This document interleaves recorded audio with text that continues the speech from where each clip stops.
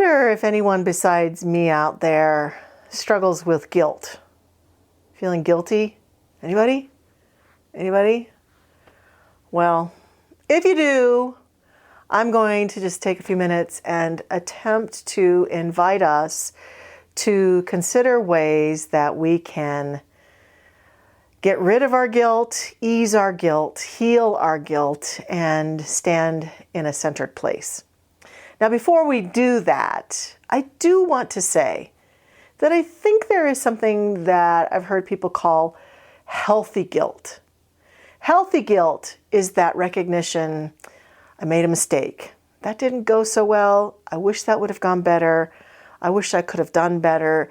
It comes with a somewhat healthy recognition that not everything goes perfectly, that we don't always show up perfectly, say the right things, do the right things, but that in mature hearts and mature relationships, we can acknowledge it, we can even feel badly about it, but then we can get about doing what we need to make amends rather easily, have conversations, do whatever's necessary. So it's not that guilt is horrible and should be stricken. It's just that guilt becomes then a sign, an indication for us, inviting us to resolve it.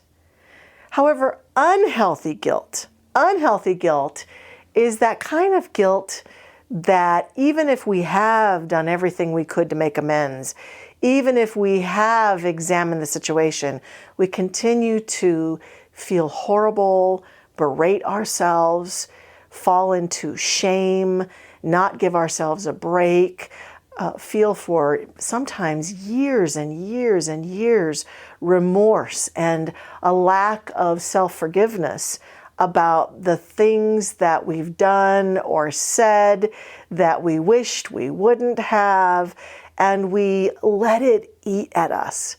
And what it eats is our greatness, and what it eats is our joy, and what it eats is our happiness and our energy and our life force. And it really doesn't serve us.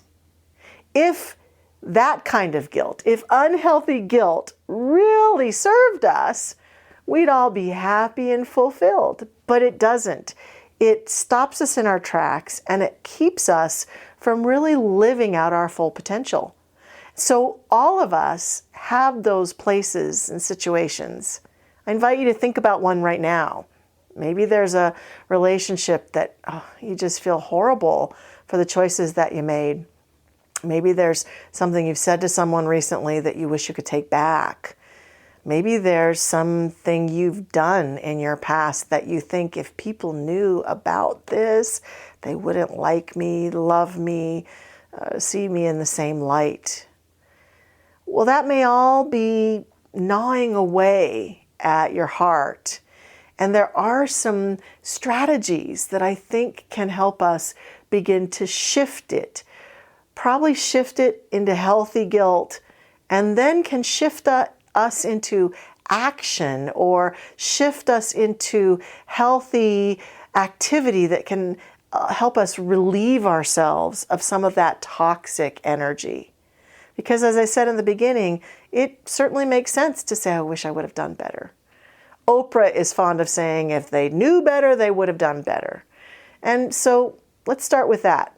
Let's start right there. Take a deep breath and just say to yourself with me, if I'd known better, I would have done better. So there's a first step of softness and compassion and allowance for ourselves that I think then can open the door. The door that gets opened at that point, I think, can be leading us to a place of total accountability. Just to say, I really messed up. I didn't do the right thing. I didn't say the right thing. And it can be then in telling someone about it. They say in the 12-step programs, we're only as sick as our secrets. And so for many of us, we have guilt about secrets. And I know for myself that my life and my happiness and my sense of acceptance of myself in many ways grows to the level that I'm accountable. I may not be able to go back and change the past for things that I've done that I might have guilt about, but I can tell someone about it. Even if I feel shame, I can look someone in the eye. It could be my therapist, it could be my life partner, it could be my best friend, and say, I need to tell someone what I did and how I feel about what I did and how I'm so sorry about what I did. And if I'd known better, I would have done better. What I wished I would have done instead is, and to let someone know about it and speak it aloud. And even though that person may be shocked or even see us a little differently, it can be so helpful to our soul to confess like that and just say, this is something that has bothered me for years. So I'm accountable for it. And I can acknowledge that I have not done the best thing in my life. And I find personally, often one tool when I'm really ready to do this is to write it out. It might be to write a remorseful letter to that person or that organization or that situation that is in the past. Dear so-and-so, I am so sorry for the way that I treated you, or for the action that I took that hurt you, or for the way I betrayed you, or for the way I left you, or what it might be. And to write that letter full out if I'm not up to telling someone, and or if I've told someone and I'm still feeling remorse because I don't feel comfortable going to the person, or I can't because they're no longer in my life or they've passed on or whatever it might be, that I can write it out and read it aloud to myself. And then I can let it go. I can burn it. I can feel that I've kind of gotten it out of my system and can move on. And so that all of that, taking accountability and taking steps that really demonstrate to myself mostly that I'm willing to be accountable for that decision that I made that I regret, really can be a first and powerful step to healing myself of the guilt.